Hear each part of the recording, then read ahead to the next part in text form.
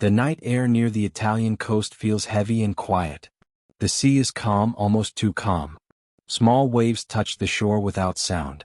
In the darkness, American Rangers move forward in silence. Their boots press into wet ground. No one speaks. Each man listens to his own breath and the soft sound of gear moving against cloth. They believe this moment will change the war in Italy. They believe speed and surprise are on their side. Ahead of them lies open land, broken by shallow ditches and low fields. Somewhere beyond the dark horizon is a small town called Cisterna. The plan sounds simple. Move fast. Strike deep. Cut the enemy's line. Confuse them before they can react. For these Rangers, this is what they were trained for. Night attacks. Sudden movement. Fear used as a weapon. But tonight, fear is already present. It sits quietly in every chest. As they move farther inland, the silence begins to feel wrong. There are no sudden shouts. No hurried enemy steps. No signs of panic. Just stillness. Too much stillness. The men sense it even if they do not say it. War usually gives warning. A sound.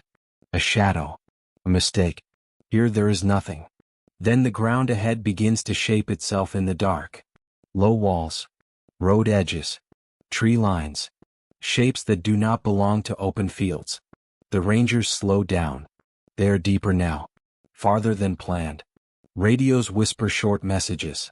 Voices are careful. Calm on the surface. Tight underneath. Somewhere, a German soldier is also listening. Waiting. Watching.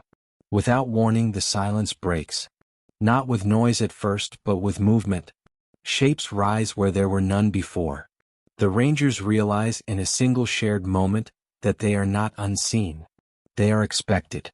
The ground around them is no longer empty. It is full of enemy positions that were hidden in the dark. Confusion spreads faster than fear. Orders come, then stop. Men look for landmarks that no longer make sense. The plan that looked clean on a map now feels fragile and thin. The Rangers were supposed to surprise the enemy. Instead, they have walked into a carefully prepared space. A space where the enemy has time, cover, and numbers. Far behind them, on the beach at Anzio, other soldiers are waking to a different kind of fear. They can hear distant sounds inland. Not clear. Not close. Just enough to know something is happening. The beachhead is quiet but tense. Vehicles sit ready. Men wait for orders that do not come. Everyone feels the same question pressing in. Should we move forward or should we wait? The landing at Anzio was meant to be bold. Fast. Decisive. It was meant to break a long and painful deadlock in Italy. The enemy had built strong defenses in the mountains to the south. Every road forward was blocked. Every hill seemed to cost too much. So the Allies chose the sea. They chose surprise. They chose risk. At first it worked. The landing faced little resistance. The shore was taken quickly. The opportunity was real. For a brief moment, the path inland was open. But war is not only about opportunity. It is about what you do in that moment. And at Anzio, that moment began to slip away. As the Rangers struggle inland, German commanders are already reacting. They do not panic. They do not rush blindly. They understand something important. The Allies have landed behind their main lines. This is dangerous. But it is only deadly if the Allies move fast. So the Germans do what they have learned to do well. They move with purpose. They bring units from every direction.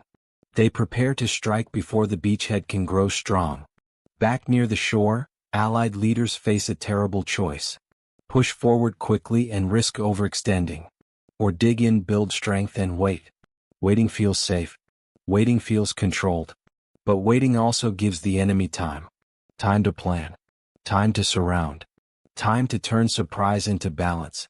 On the ground, soldiers do not think in these terms. They feel the weight of waiting. The silence between sounds. The long hours where nothing happens but everything feels close to breaking. They dig shallow positions.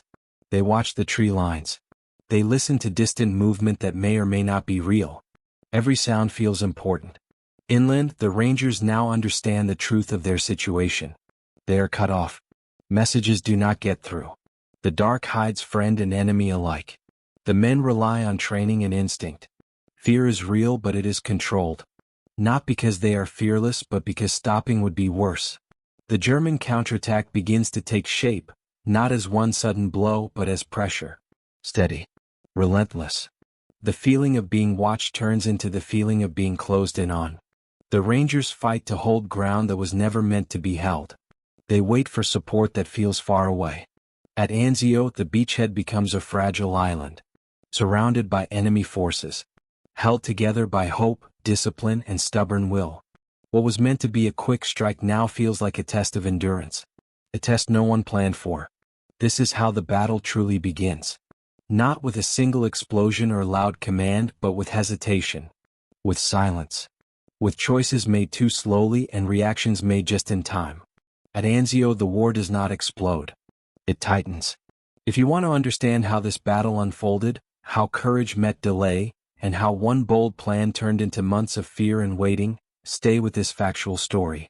Anzio was never meant to be a place of waiting. It was chosen because it offered a chance to change the entire war in Italy. Far to the south, the fighting had slowed to a painful crawl. Mountains blocked every road. Rivers became walls. Each step forward cost time, strength, and hope. The enemy knew this land well. They had turned hills into shields and valleys into traps. The war there felt stuck, heavy, and endless. The Allied leaders looked at the map and saw a different answer. Instead of pushing harder into the mountains, they would step around them. A landing behind enemy lines. A sudden strike near Rome. If it worked, German defenses in the south would crack. Supply lines would break. The long struggle in Italy could finally move forward. It was a bold idea, filled with promise and danger. For the Allies, Anzio was about time. Every month spent fighting in Italy was a month of lost focus and growing strain. Troops were needed elsewhere. Plans for future operations depended on progress here. A quick success at Anzio could free forces, lift morale, and show that momentum was returning. Failure would mean more delay, more pressure, and more doubt. For the Germans, Anzio was a threat they could not ignore. Rome was not just another city. It was a symbol. Losing it would damage pride and confidence. More importantly, it would open the door for Allied forces to move freely through central Italy. German commanders understood this clearly. If Anzio became a strong Allied base, the entire defensive line in Italy could fall apart. Yet Anzio also offered the Germans an opportunity. A landing force is most vulnerable in its early hours. Supplies are limited. Positions are shallow. If contained quickly, a beachhead can become a trap instead of a doorway. The Germans believed they could do this. They trusted their ability to move fast on land, even when surprised. Both sides entered the battle with different fears. The Allies feared another long, slow fight with no clear end. The Germans feared sudden collapse and loss of control. These fears shaped every decision that followed. They hung over command rooms and field positions alike.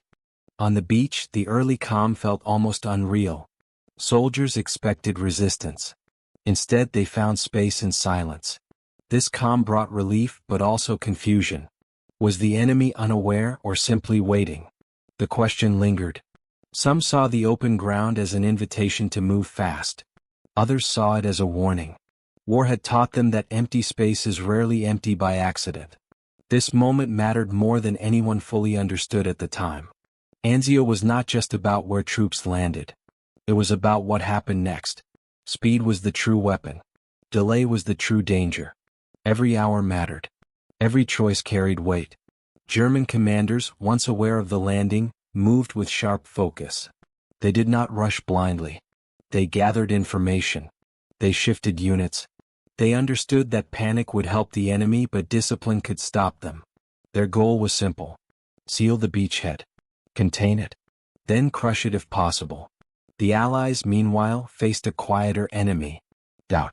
With no immediate resistance, caution felt reasonable. Dig in. Secure the area.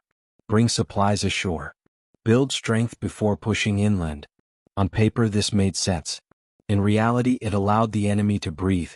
As hours passed, the balance slowly changed. The landing force grew stronger, but so did the German response.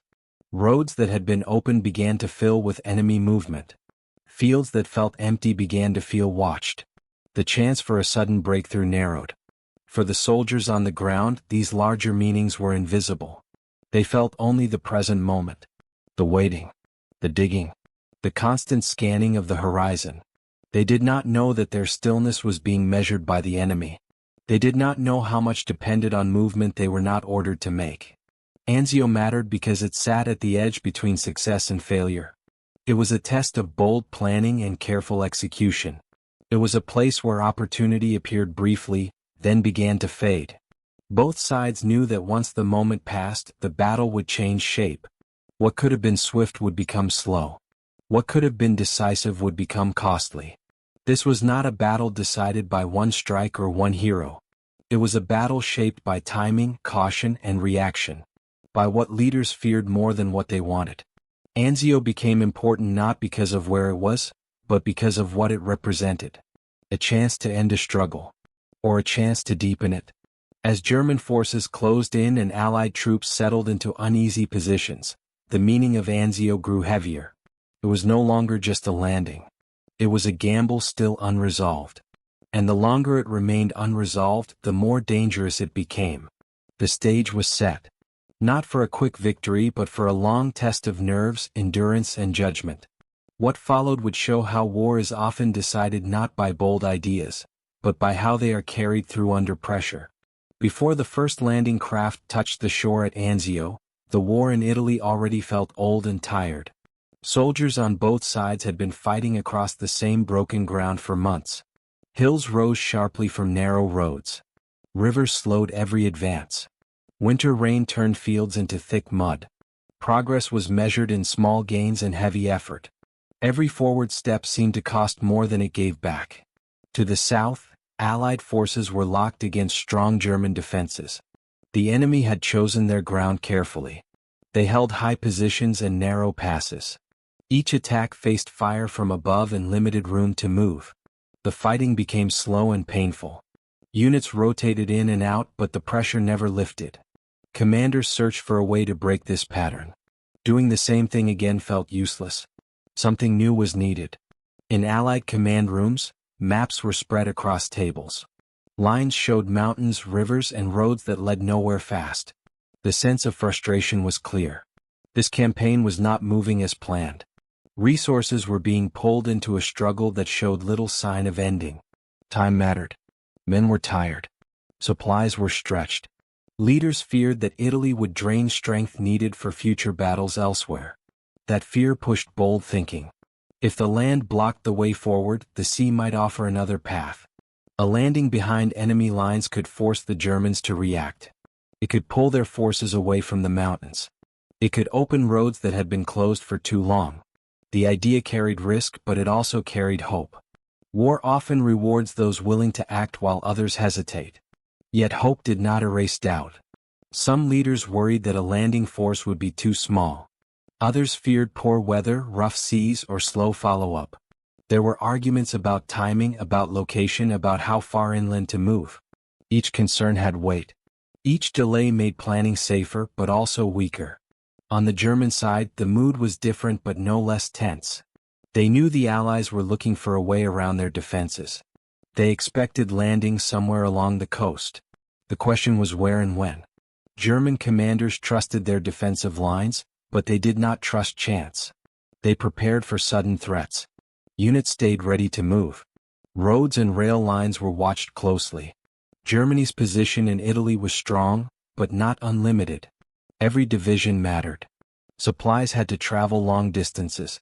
Air pressure and attacks on transport made movement risky. Still, German leaders believed that discipline and fast reaction could stop any surprise. They had done it before. They believed they could do it again. Among the soldiers, these larger plans were only rumors. Allied troops trained for landings, drilled on ships, and waited. Waiting was the hardest part. Men wrote letters. They checked gear again and again. Some felt excitement. Others felt quiet fear.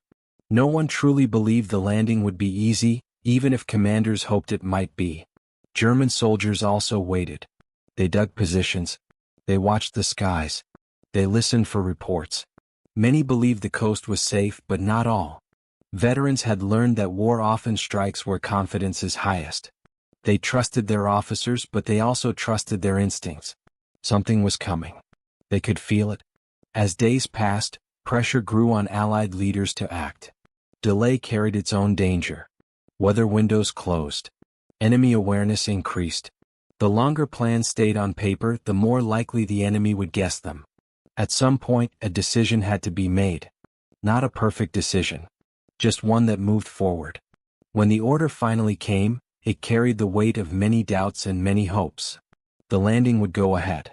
The target would be Anzio. It was close enough to Rome to threaten the enemy. It had beaches suitable for landing. It offered roads inland. On paper it made sense. But paper does not feel fear. Paper does not hear the sound of boots in the dark. Paper does not hesitate when silence feels wrong. The men who would carry out the plan knew none of the arguments that shaped it. They only knew their task. Land. Move. Hold. As ships gathered offshore, the sea looked calm. The night hid everything else. For a moment, it was possible to believe that surprise would be complete. That the enemy would be slow. That this time the plan would work exactly as intended. What no one could fully see was how thin the line was between success and struggle. How much depended on speed after the landing. How quickly hesitation could change the shape of the battle. The world before Anzio was full of pressure, expectation, and fragile confidence.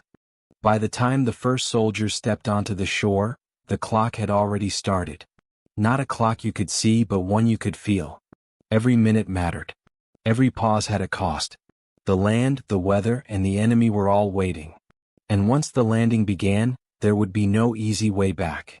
At the heart of the Anzio plan were people, not maps. Men with authority. Men with doubts. Men who carried the weight of thousands of lives in their choices. War is often remembered by places and outcomes, but it is shaped by minds. At Anzio, those minds were under heavy strain long before the first shot was fired. On the Allied side, commanders faced a hard balance.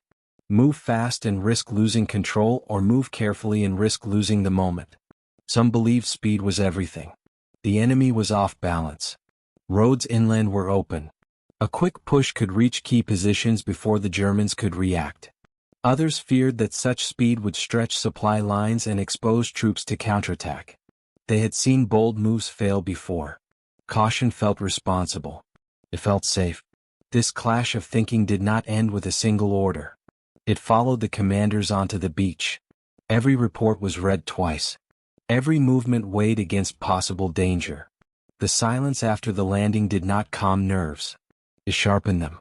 With no clear enemy response, leaders questioned what they could not see. Was this a trap? Were German forces waiting just out of sight?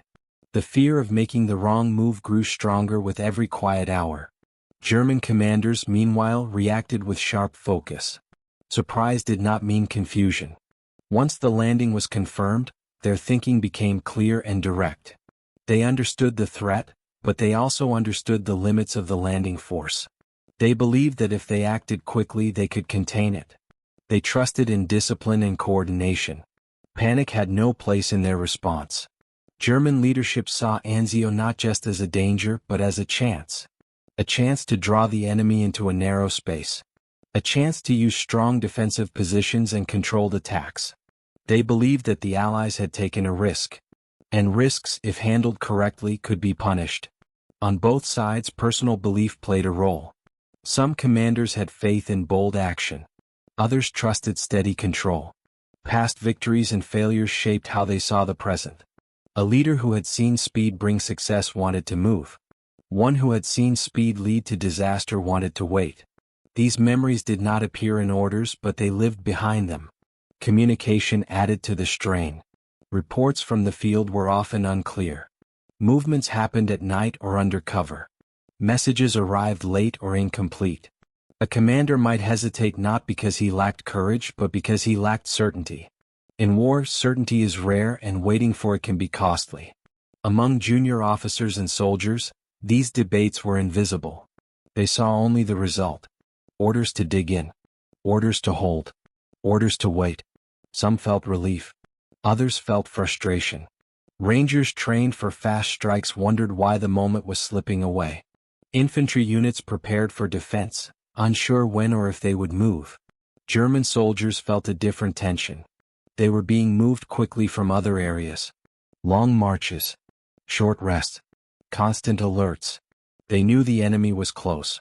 They also knew they were expected to stop them. There was confidence, but it was not calm. It was sharp, focused, and serious. As days passed, command decisions hardened into reality. The Allied beachhead grew stronger but not wider. The Germans closed in, not in panic but in layers. Roads that once led freely inland now felt watched. Fields became dangerous spaces. The chance for a sudden breakthrough faded quietly without announcement. This was the true battle of minds at Anzio. Not a loud clash but a slow tightening. Each side reacting to what it believed the other might do. Fear did not always lead to retreat. Often it led to caution. And caution in this case reshaped the entire campaign. By the time both sides fully understood the situation, the shape of the battle was set. What began as a bold strike was becoming a test of endurance. The decisions made in those early hours could not be undone. They would echo through every day that followed. The moment of waiting was over. The moment of collision was coming. The first signs of real fighting did not arrive as one sudden crash. They arrived in pieces. A distant sound. A report from a patrol that felt uneasy. A road that was suddenly no longer safe to cross. The battle at Anzio did not explode. It slowly woke up. German units began to appear around the edges of the beachhead. Not in large numbers at first. Small groups. Careful movement. Probing attacks meant to test strength and reaction. They wanted to know how deep the Allies had dug in. How far inland they had moved. How fast they could respond. Every step was measured. Allied soldiers felt the change immediately. The air no longer felt empty. The land no longer felt open. Men stopped moving freely during daylight. They learned to stay low. To listen more than they spoke. The feeling of being watched became constant. Even when nothing happened, tension stayed high. The Rangers inland were already fighting for survival. Cut off and surrounded, they relied on training and trust in the men beside them. Confusion ruled the early hours. Orders were unclear. Direction was hard to judge. Night turned familiar ground into something strange and threatening. Every shadow carried danger. Every pause felt risky. On the beachhead, artillery began to answer distant threats. The sound rolled across the flat land and echoed back from low hills. It was not chaos yet. It was warning. A signal that the enemy was near and growing bolder. Soldiers adjusted to this new rhythm. Wait. Listen. React. German commanders pressed forward with purpose. They moved units into position quickly. Roads filled with trucks and marching men. The goal was clear. Contain the enemy. Squeeze the beachhead. Do not allow a breakout. They knew time was now on their side. Every day the Allies stayed still made the task easier. Allied leaders now faced the reality they had hoped to avoid. The landing was secure, but the advantage was slipping. Moving inland now meant facing prepared resistance. Holding position meant inviting pressure from all sides. There was no clean choice left. Only difficult ones. As German attacks increased, the battlefield grew louder and more confusing. Communication broke down. Messages were delayed. Units fought in isolation. Some positions held firm. Others bent under pressure. No one could see the full picture. Each soldier knew only his small piece of ground. The land itself added to the struggle. Flat fields offered little cover. Shallow positions provided limited protection. Rain turned earth into thick mud.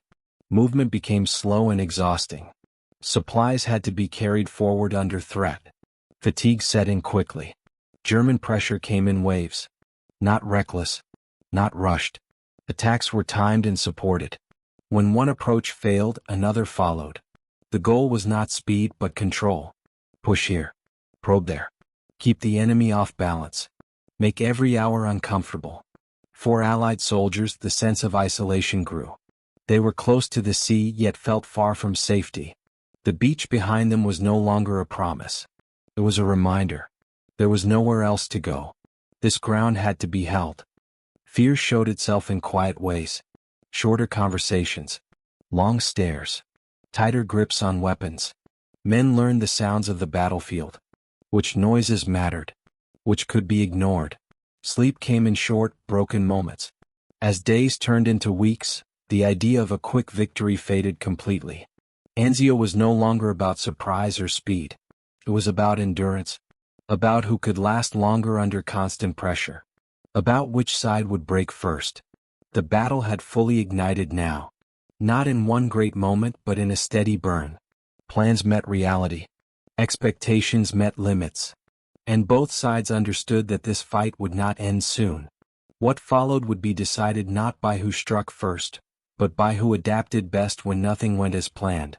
As the fighting settled into its harsh rhythm, the battle began to turn on moments that seemed small at the time. A delayed order. A patrol sent a few hours too late. A unit told to hold instead of move.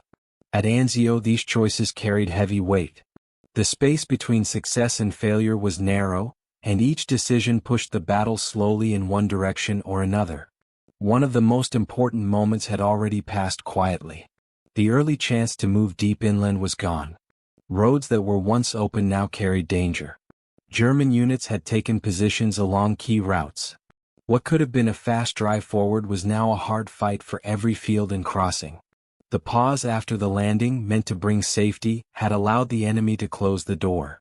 The decision to send the Rangers toward Cisterna became another turning point. The plan relied on speed and surprise, but both were slipping away. German forces were already preparing the area. When the Rangers moved in, they found not confusion but readiness. What followed was not a clash of large armies, but a tight and desperate struggle by small groups fighting to survive in a place they could not easily leave. Support did not arrive in time. Communication failed. The Rangers held on as long as they could, but the situation became impossible. This moment did not change the entire battle by itself, but it sent a clear message. The enemy was ready. Surprise was gone. The cost of delay was now real and painful. German commanders made their own critical choices. Instead of rushing all forces at once, they chose pressure and control. They attacked where the line felt weak. They tested defenses again and again. When they were pushed back, they adjusted. Their goal was not quick victory but slow collapse. Keep the beachhead tight. Drain strength. Wear down morale. Allied leaders, under growing pressure, faced hard truths. A breakout now would be costly. But staying still was also dangerous. Every attack forced new decisions. Where to reinforce. Where to pull back. Where to hold at all costs. These choices were made with limited information and under constant threat. Timing became everything. A counterattack launched too early met strong defense. One launched too late met prepared resistance. Weather shifted. Ground conditions changed. Each factor played a role. War no longer felt controlled. It felt reactive. On the ground, soldiers saw the results of these decisions without knowing their cause. One day brought fresh supplies and relief. Another brought silence and waiting. Positions changed hands or stayed fixed while men wondered why. Trust in leadership mattered deeply, even when orders were confusing or hard to accept. Chance also played its part. A unit arriving just in time. A route blocked by mud. A moment where visibility failed or improved. These small events added up. At Anzio, the battle did not turn on one dramatic choice, but on many small ones stacking together. Slowly, the shape of the battle became clear. The beachhead would hold, but it would not break free easily. The Germans would push, but they would not succeed in driving the Allies back into the sea. Both sides had missed chances. Both sides had shown strength and limits. The turning points at Anzio were not moments of triumph. They were moments of realization. Realization that the easy path was gone. That the battle had become something else. Something longer. Harder. More costly than planned. From this point on, the fight would be about endurance and survival. About holding ground under constant pressure. About waiting for a chance that might not come soon. And as the days wore on, the true cost of those early decisions began to fall on the men who had no say in making them. The true weight of the battle was carried by the men on the ground. Not in plans or reports but in tired bodies and strained minds. Life at Anzio became a test of patience and fear. Days blended into each other. The front line did not move much, but the pressure never eased. Soldiers lived close to the earth. Shallow positions were dug wherever possible. Mud clung to clothes and skin. When it rained, everything became heavier. Boots stayed wet. Hands stayed cold. Simple tasks took more effort than they should. Rest was short and uncertain. Sleep came only when the noise faded for a moment, and even then, it was light and broken. Fear did not always come during attacks. Often it came during waiting. The long hours when nothing happened were the hardest. Men listened for sounds that might mean danger. A distant movement. A sudden quiet. Every nerve stayed alert. Even small noises could make hearts race. The mind imagined threats before they appeared. For many, the ground itself felt unsafe. Flat land offered little protection. There were few places to hide. Soldiers learned to read the land carefully. Which dips offered cover. Which paths were watched. Which areas were better crossed at night. Survival depended on attention and routine. Supplies arrived, but not always smoothly. Moving food, water, and equipment forward meant crossing exposed ground. Each trip carried risk. Some men volunteered. Others were ordered. No one took it lightly. Hunger and thirst added to fatigue, but fear added more weight than either. The emotional strain was constant. Letters from home arrived late or not at all. News from other fronts felt distant and unreal. The war shrank to a small area of land and a small group of men. Friendships grew quickly because they had to. Trust mattered. You depended on the person next to you to stay alert, to respond, to not panic. Loss was felt quietly. A position would be held by one group one day and by fewer men the next. Names were spoken softly. There was little time to stop and think. The battle demanded attention every hour. Grief had to wait. German soldiers faced their own strain. Long movements. Little rest. Constant readiness. They were under pressure to push harder, but they also faced strong resistance. Their confidence was tested by stubborn defense. They learned that the enemy would not break easily. They adjusted, but the effort took its toll. Across the battlefield, exhaustion showed itself in small ways. Slower reactions. Short tempers. Moments of silence where there should have been conversation. Leaders watched for these signs and tried to rotate units, but options were limited. Everyone was needed. Despite everything, discipline held. Orders were followed. Positions were defended. Men did their duty not because they felt brave, but because stopping was not an option. Courage at Anzio was quiet. It was the courage to endure another day of pressure. Another night of listening. Another dawn without answers. The human cost of the battle was not just in numbers. It was in weariness. In nerves stretched thin. In the constant feeling of being close to danger with no clear end in sight. Anzio became a place where survival itself felt like an achievement. And as weeks passed, it became clear that this cost was shaping the battle as much as any plan or weapon. The fight was no longer about gaining ground. It was about holding on. By the time the battle reached its later stage, the question was no longer about winning quickly. It was about who would endure. The German effort to crush the beachhead had pushed hard, but it had not broken the line. The Allied defense had bent under pressure, but it had not collapsed. What remained was something in between. A fight for survival measured in days rather than moments. For the Allies, holding the beachhead became a victory of its own kind. They had not broken through as planned. They had not reached Rome quickly. But they were still there. The sea behind them remained open. Supplies continued to arrive. Reinforcements came slowly, but they came. Each new unit added strength and belief that the line could hold. For the Germans, the outcome was equally complex. They had reacted fast. They had surrounded the beachhead. They had applied pressure again and again. But they had failed to push the Allies back into the sea. Every attack cost time and energy. Units were worn down. Resources were stretched. What was meant to be a decisive counterattack became a long struggle. The battlefield itself reflected this balance. Lines shifted slightly, then froze again. Small gains were made, then lost. No side could claim a clear triumph. The land bore the marks of constant use and stress. Positions were improved, abandoned, then reused. The fight became familiar, almost routine, but never safe. For the soldiers, the meaning of victory changed. Victory meant surviving the day, holding the line through the night, seeing the sun rise again. Defeat was not retreat but collapse, not running but failing to endure. These quiet definitions shaped how men thought and acted. Eventually the pressure eased, not because one side gave up, but because the battle had reached its limit. The Germans could no longer focus enough force to break the position. The Allies had built enough strength to resist fully. The beachhead remained, scarred, exhausted, still standing. In the end, Anzio did not deliver a clean answer. It was not a shining success, nor a complete failure. It was survival under extreme pressure. A reminder that in war, outcomes are often unclear until long after the fighting slows. The men who fought there carried this knowledge with them. They had faced fear, waiting, confusion, and constant threat. They had learned that courage is not always loud, and victory is not always clear. The battle at Anzio ended not with celebration, but with quiet relief. Relief that the line had held. Relief that the waiting had not been in vain. Relief that they were still alive. Yet the story did not end there. What followed would shape how this battle was remembered, and what it would come to mean in the larger war. When the pressure around Anzio finally loosened, the land did not suddenly feel peaceful.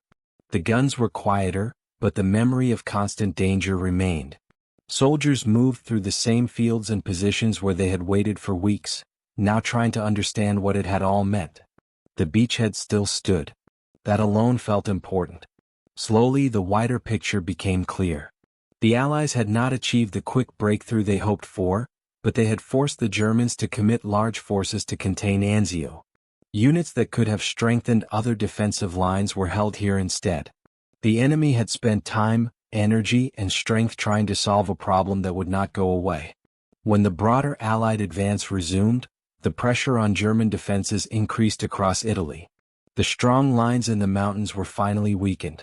Movement became possible again. Rome, once heavily guarded, was no longer secure. When it eventually fell, Anzio's role was not dramatic, but it was real. The beachhead had done its job by existing, by refusing to break. For German commanders, Anzio became a lesson in limits. Quick reaction and discipline had prevented disaster, but they could not erase the landing entirely. Holding the Allies in place had cost them valuable resources. It showed that even a well-handled defense could become a slow drain if the enemy refused to leave. For Allied leadership, Anzio left mixed feelings. The plan had been bold, but the execution cautious. The delay after landing remained a point of debate. Many believed that a faster push might have changed everything. Others argued that such speed could have led to disaster. Anzio became a reminder that war rarely offers clear answers, only consequences. Among the soldiers, the strategic debates mattered little. What stayed with them were the days of waiting, the nights of tension, and the faces of men who did not leave with them. Anzio was remembered as a place of endurance. A place where survival itself felt like an achievement. The Rangers, in particular, became part of the battle's lasting memory. Their mission showed both bravery and the cost of lost surprise. Their experience stood as a quiet warning about how quickly plans can unravel once the enemy is ready. Over time, Anzio faded from public memory compared to larger, faster victories elsewhere. It lacked a single dramatic moment. But for those who studied it closely, its meaning ran deep. It showed how hesitation can shape a battle, how fear can slow action, how holding ground can matter as much as taking it. Anzio was not a story of heroes charging forward or enemies collapsing. It was a story of pressure, patience, and human limits. Of commanders making choices with incomplete knowledge. Of soldiers enduring conditions they could not control. In the end, the battle stands as a lesson about war itself. That bold ideas need bold execution. That speed can be as important as strength. And that sometimes, survival under relentless pressure changes the course of events in ways that are only clear later. This is why Anzio still matters. Not because it was perfect, but because it was human. Full of fear, doubt, courage, and consequence. If you want more calm, honest, and deeply human stories from history like this one, subscribe to the channel.